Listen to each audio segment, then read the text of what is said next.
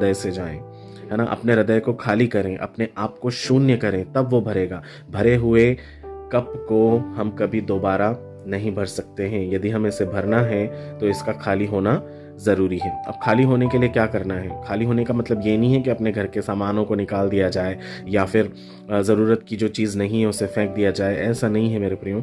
खाली होने की जगह है कि परमेश्वर को यदि कोई आशीष देनी होती है तो वो आपके हृदय में पहले से डालते हैं और आप उसके लिए जगह को तैयार करने लग जाते हैं। आप जब स्कोप्स रेडी करेंगे अपने जीवन के लिए तो परमेश्वर उसमें नई नई आशीषों को जोड़ेंगे। जब मैं कॉफ़ी विद क्राइस्ट को स्टार्ट करने के बारे में सोच रहा था तो ये कोई आज की या कल की योजना नहीं थी मेरे प्रियो। ये बहुत समय से मेरे हृदय में परमेश्वर ने डाला हुआ था, लेकिन मैं सच में इसको एग्जीक्यूट नहीं कर पा रहा था क्योंकि मैं डरता था।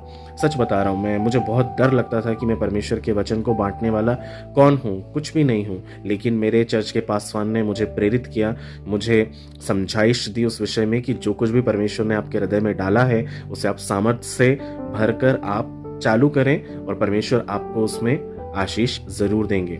और मेरे प्रियो, मैं बहुत कंटेंट फील करता हूँ क्योंकि जो कुछ भी मैं कर रहा हूँ वो मेरे लिए नहीं है लेकिन मेरे परमेश्वर के लिए है। हमें पता है आने वाला समय और जटिल हो जाएगा जब हमें वचन प्रत्यक्ष रूप से देखने को भी नहीं मिलेगा। लेकिन आज का जो वर्ल्ड है वो डिजिटल वर्ल्ड है और डिजिटल मीडिया से प्रचार करना, प्रसार करना बहुत इजी हो चुका है। इसलिए परमेश्वर जब हमें इस तरह की आशीषों को दे रहा है तो हम उसे बुरी चीज़ों में ना लगाते हुए क्यों ना अच्छी चीज़ों में लगाएं। परमेश्वर आपके हृदय को जानता है, परमेश्वर आपके उस हार्ट को देख रहा है कि आप उसे कैसे कर रहे हैं। मेरे पास कोई संसाधन नहीं है, कुछ भी नहीं है, सिर्फ बाइबल है, एक मोबाइल है और मैं आपके सामने हूँ और मैं परमेश्वर के वचन को जैसे हो सकता है बांटने की कोशिश कर रहा हूँ। इसमें कोई बुराई नहीं है, मैं किसी को बुरा भला नहीं कह रहा हूँ, कोई बुरी बात नहीं सिखा रहा हूँ, सिर्फ और सिर्फ प्रेरणा दे रहा हूँ परमेश्वर के वचन के द्वारा कि जो भी आशीषें आप चाहते हैं थोड़ी ही क्यों ना हो, परमेश्वर के सन्मुख लाएं और परमेश्वर उसमें बढ़ोतरी करेगा, पर जगह जरूर बनाएं।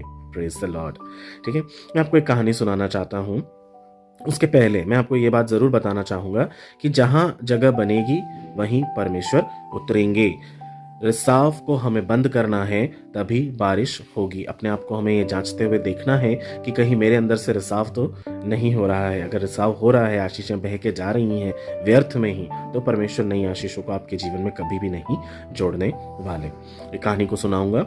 एक किसान हर साल बारिश के लिए प्रार्थना करता था पर उसकी जमीन पर बारिश का पानी जो है वो टिकता ही नहीं था। एक दिन उसने गड्ढे भरे और अपने आप को ये याद दिलाया कि टूटे मेढ़े जितनी भी हैं या जो भी टेढ़े मेढ़े रास्ते हैं उनको वो ठीक करें। उसने सारी नालियों को साफ किया और अगले मौसम में फिर